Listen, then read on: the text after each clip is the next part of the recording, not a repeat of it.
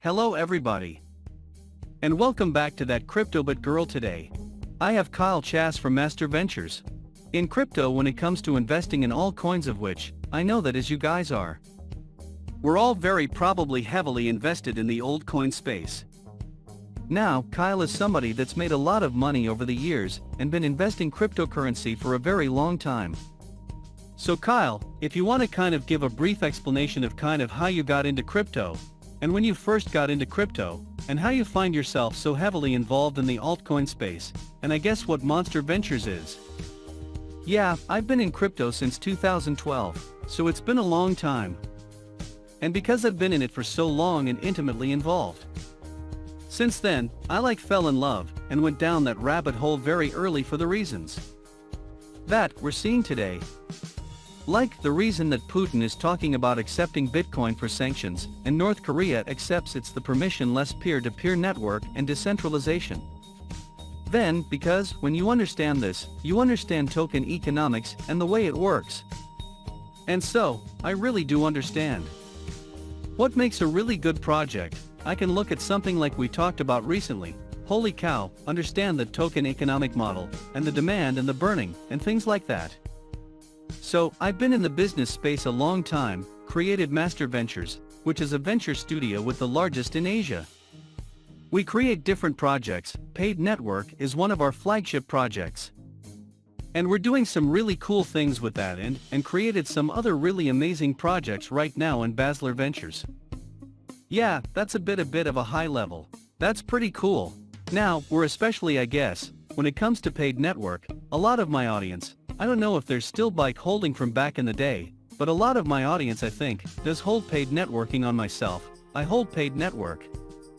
And I know that from speaking to you before our kind of conversation, you have a lot of things planned and coming up for Paid Network that to me sound very, very exciting. So I guess we'll start off with Paid Network, and then we'll go on to kind of the more Master Venture side of things. Because I think it's interesting for my audience to get the perspective of what it actually looks like a little bit behind the scenes and kind of what you have planned to increase adoption of Paid Network. Yeah, so Paid Network has been quite a journey.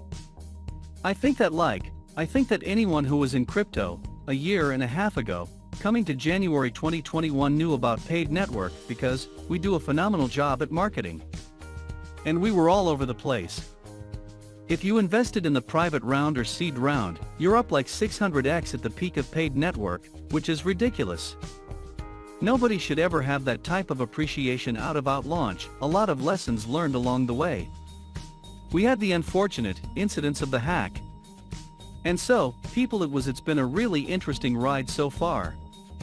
But we've been heads down buried in making sure that we're adding value and sticking to what we do, and the original vision of Paid Network is to create a dispute resolution platform for people all across the world. And now, in the metaverse, like no one has ever proposed a way to dissolve dispute was like to resolve disputes in a metaverse. There's just no way to do that. And so we're the only ones I've ever heard talked about that are building something like this. And it's not just the metaverse, but it's also the real world to if I'm in Thailand, like I am and you're the UK, but my company is in Panama, and your company's in Cayman Islands, if you and I got a problem, there's nothing that we're going to do about it, even if we have this 10-page legal agreements, you're going to waste your time trying to litigate this thing. So we're building a dispute resolution platform for Web3 for the future, something that completely is 10x better than the civil legal system that we have today. And that's what Paid Vision has always been. And that's what we're building. Now, we realize that for this to be adopted by the masses, we have to get around the things that kind of limits cryptocurrency adoption, which is things like gas. I mean, you want to use gas for normally, I got to go buy a theory and then pay this fee to sign a contract or whatever. That's ridiculous, so we had to figure out how do we get around that. Well, you can't on Ethereum, you need to on blockchain. So we've been working on that. So in order to make the experience for Paid that work better for the end user, so that's all been in the works. We've got a massive team working on this. We just revamped the website. And we have some really, really interesting things going. We also have paid ignition launchpad, which puts out all kinds of great projects to the public sale, an opportunity for the audience to get in before it's publicly traded, kind of like an IPO offering. And then we're also doing something really exciting on the 13th. I don't want to say exactly what it is, but it's going to make a huge difference. For the let's just say the liquidity that Pay It as it'll provide ultra deep liquidity which will do some pretty amazing things for the project. I hope it does.